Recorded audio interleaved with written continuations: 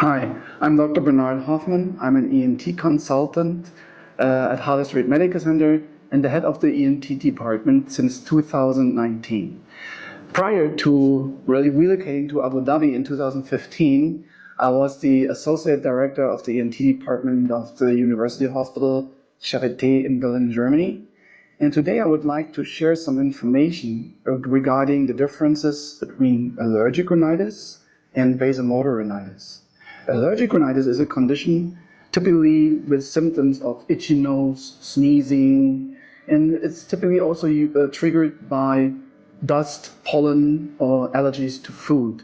The treatment is giving cortisone steroid nasal spray or antihistamines, and also to treat the allergy with steroid nasal sprays, and also the ablation of the nasal nerve, including also the laser treatment of the turbinates, which is a swollen nasal tissue to unblock the nose.